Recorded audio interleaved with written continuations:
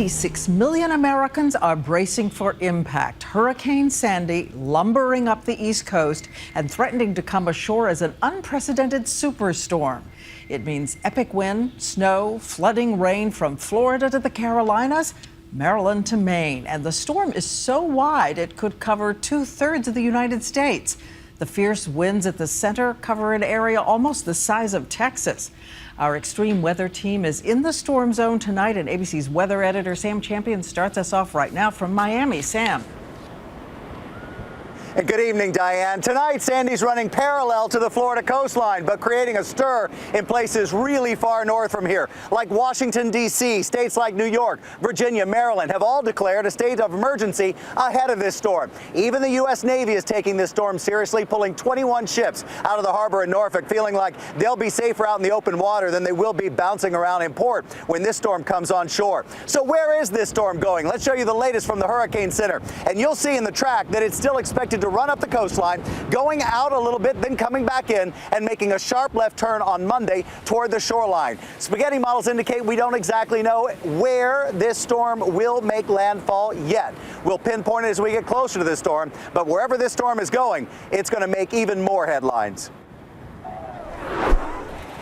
Sandy's already killed at least 30 people in its march across the Caribbean. Seen from space, this storm is monster-sized. Clouds stretch 2,000 miles. Tropical storm force winds extend more than 500 miles. And it will likely get worse before it's over. As Sandy marches up the East Coast, it will collide with an Arctic front coming in from the west, pumping in new energy. Inject the 150-mile-an-hour plus winds of the jet stream, and forecasters think it explodes into a superstorm, spinning off hurricane-force wind gusts, up to a foot of rain, possibly record-surging tides, and even inland snow as far as Ohio. Extreme conditions could start Sunday, peak on Tuesday, and could last for days. When you factor in the unusual track that it's going to be taking, that is coming in from the east across the Jersey coast, it's a once-in-a-lifetime storm.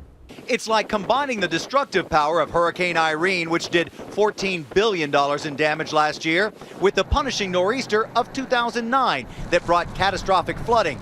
And then add in a freezing cold winter temperature all in one storm.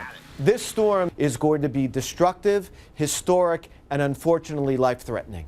Another fear, the extreme coastal surge that's expected, anywhere from 4 to 10 feet. Areas like Washington, D.C. are already vulnerable to flooding, and because of the full moon Monday, which means higher than normal tides, places like Atlantic City could see a swamping 10-foot storm surge. That's also possible for New Jersey and New York, where evacuation orders may be enforced in coastal areas.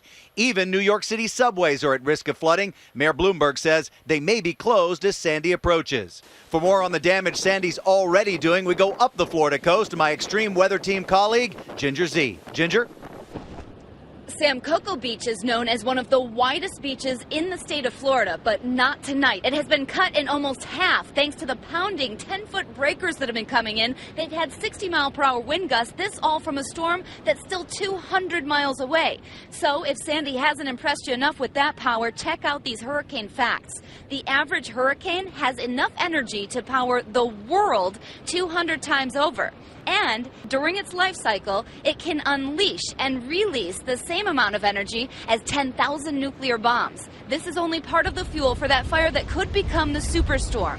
It will interact with another trough from the northwest, this blocking system in Greenland, and inject itself from the mid-Atlantic to coastal New England. That's the area we're most concerned about, the area we find our Lindsay Davis in Seabright, New Jersey. That's right, Ginger. Along the Jersey Shore, emergency management officials are banking on sand dunes like this that they just moved into place today as the front lines of defense.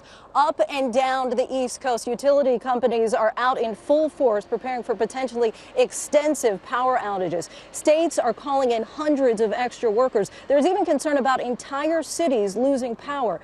As for residents, they're getting ready in case they have to spend several days or even weeks in the dark, stocking up on essentials like flashlights and generators, which many stores sold out for in a matter of hours today. Some of the prices that normally would go for about $400, we saw them online for sale for $1,400. But generators are not the big concern in coastal areas like this. The big concern here is storm surge. Voluntary evacuations are already taking place in areas not far from here. Diane. All right, Lindsay, thank you so much. And our thanks to Ginger as well and Sam Champion. And Sam will be leading our extreme weather team as it tracks this storm 24 hours a day all weekend.